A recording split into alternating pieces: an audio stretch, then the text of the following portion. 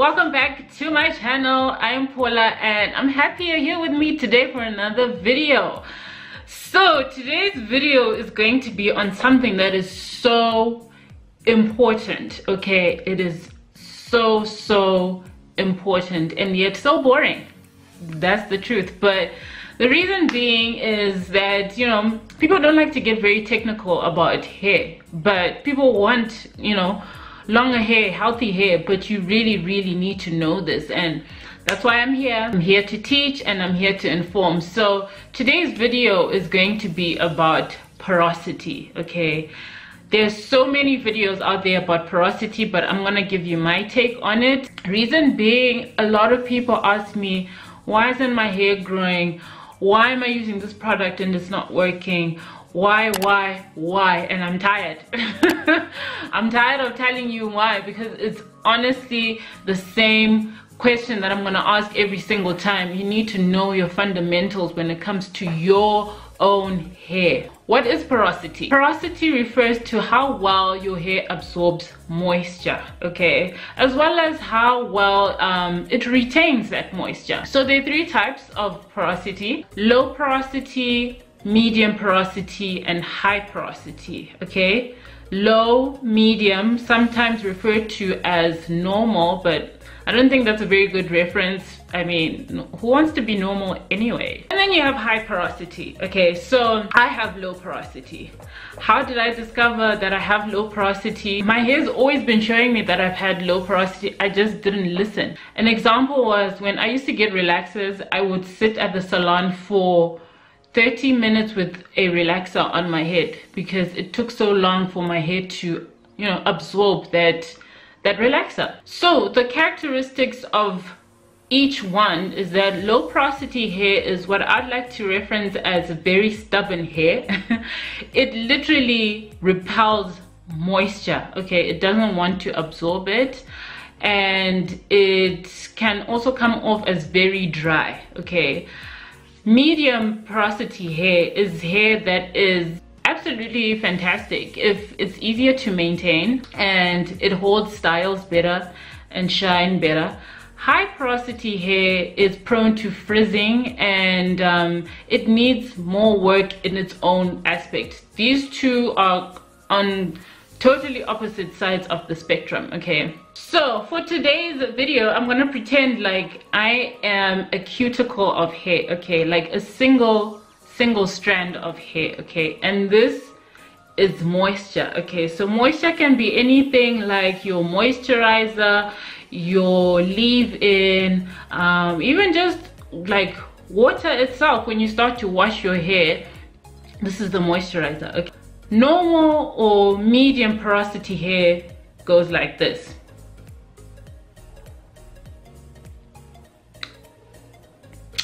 It takes in what's considered to be normal for it. You don't have to replenish the moisture immediately, nor do you have to do it the next day.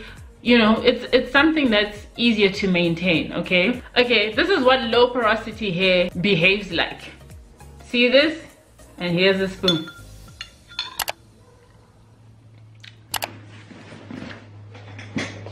That is low porosity hair for you. Okay, it is so stubborn. It doesn't want to take in a good amount of moisture, and hair needs moisture. Okay, because if hair is dry, it's thirsty. It needs, you know, it needs to be quenched. It needs moisture. Okay, high porosity hair behaves like this.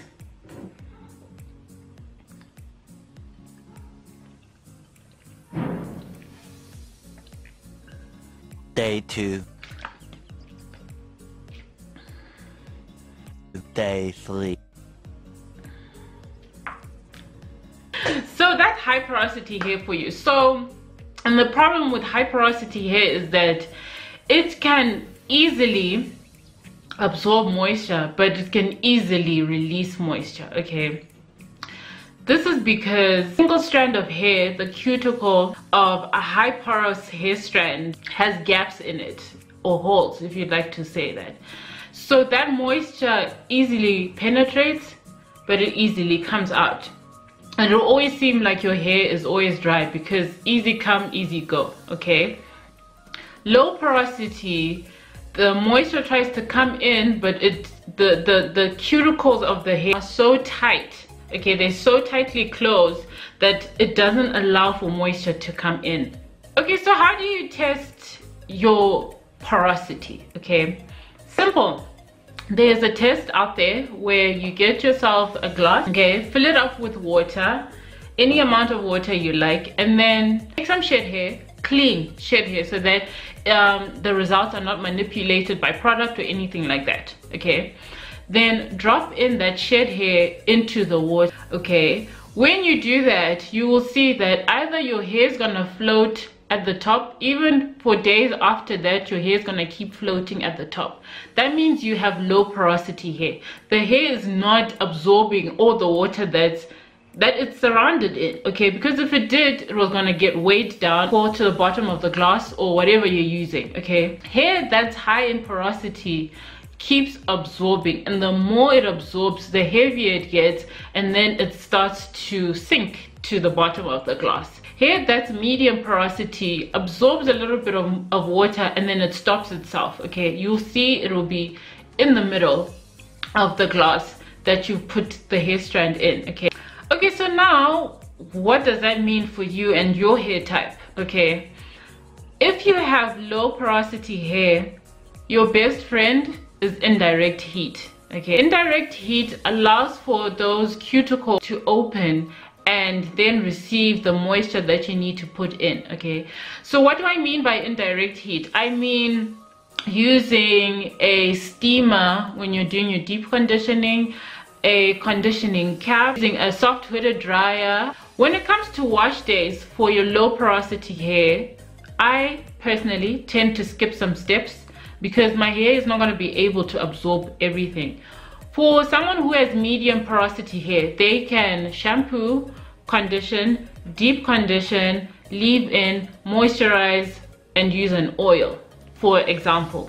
All right, I would shampoo, skip on conditioner, use a deep conditioner, use a leave-in, skip on a moisturizer, and use an oil. Okay, that's the only way that I'm not having products build up on my hair and my hair is actually absorbing all that moisture that is. Low porosity hair benefits from using oils that are not heavy. For example, avocado oil, jojoba oil, or olive oil. Those three oils are light oils that just make sure that that little moisture that you're able to get into your hair doesn't then evaporate and escape. Low porosity hair cannot withstand shea butter. Okay, low porosity hair benefits from lighter butters such as mango butter, avocado butter, because they're lighter, okay, and they moisturize more, so they do two things in one. High porosity hair benefits from heavier oils like such as Jamaican black castor oil or heavier creams, because you need to really layer products so that the moisture doesn't escape from your hair. Shea butter is great for high porosity hair because it is heavy and it will sit on the cuticle, and you know the moisture will not. High porosity hair can get away with just sulfate-free shampoos. It will be good. It needs more of co-washing as opposed to clarifying, but high porosity hair will definitely benefit from using apple cider vinegar because apple cider vinegar closes the hair's cuticle. Medium porosity is lucky because it can take a bit from both sides, low porosity or high porosity, just depending on what the individual actually likes. So that's it from me, aunties. I hope you make sure you find out what is your hair's porosity. I hope you enjoyed today's video, and if you really enjoyed this video, I hope you give it a thumbs up if you have learned something from it. Don't forget to subscribe. Okay, don't forget to subscribe, and then obviously don't forget to click on the bell so that every time I drop a video you will get a notification. And I will see you guys in my next video. Bye.